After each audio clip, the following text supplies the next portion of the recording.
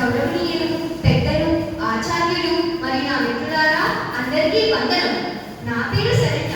నేను న్యూస్ పాఠశాలలో 3వ తరగతి చదువుతున్నాను. ఈరోజు నేను చెప్పబోయే విషయం తెలుగు భాష మహత్యం.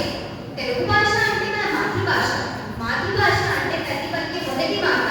మాతృభాష మనకు తల్లితో సమానమైనది. తల్లి మనకు ఆహారాన్ని ఇస్తే మాతృభాష మనకు జ్ఞానాన్ని ఇస్తుంది. అందుకే మాతృభాష గొప్పది. దేశ భాషలందు తెలుగు లెస్స అని శ్రీకృష్ణదేవరాయలు అన్నట్టు మన తెలుగు భాష గొప్పది. అమ్మ భాష అందం, కమ్మనైన బంధం. అమ్మ భాష గురించి ఎంత చెప్పినా తక్కువే, ఇంకా ఏదో మిగిలే ఉంటుంది. మన తెలుగు భాషను ఇటాలియన్ ఆఫ్ ది ఈస్ట్ అని విదేశీ పండితులు సైతం ప్రశంసించారు. ఎందుకంటే మన తెలుగు భాషలో మాధుర్యం ఉంది, దయా ఉంది, సంగీతం కూడా ఉంది. మన తెలుగు మాట్లాడినా విన్నా ఒక మాధుర్యవంతమైన అనుభూతి కలుగుతుంది. అందుకే మన తెలుగు భాష గొప్పది.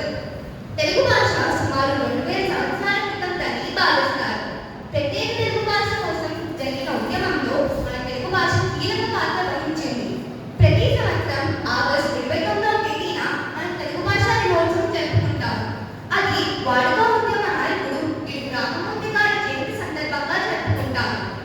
నన్నయ్య, తిక్కన్న, ఎల్లన్న కలిసి రాసిన ఆంధ్ర మహాభారతం మన సాహిత్యానికి పునాది.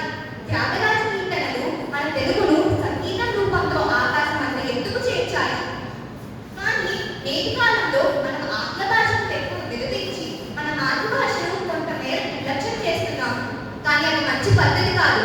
మనం ఎన్ని భాషలు నేర్చుకున్నా మన మాతృభాషను కలపరాదు. ఎందుకంటే మన మాతృభాష మన ఆత్మ గౌరవం, మన వ్యక్తిత్వానికి మూలం. మాతృభాష నచ్చిన వాడు మూలాలు లేని చెట్టు వంటి వాడు మనకు సామెత ఉంది.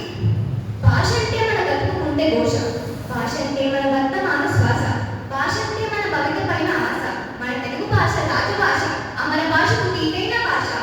మన తెలుగు భాష మీద ఉన్న ప్రేమను మన క్రియలో కూడా చూపాలి. ఇంట్లో తల్లిదండ్రులతో తెలుగులోనే మాట్లాడాలి. బడుల్లో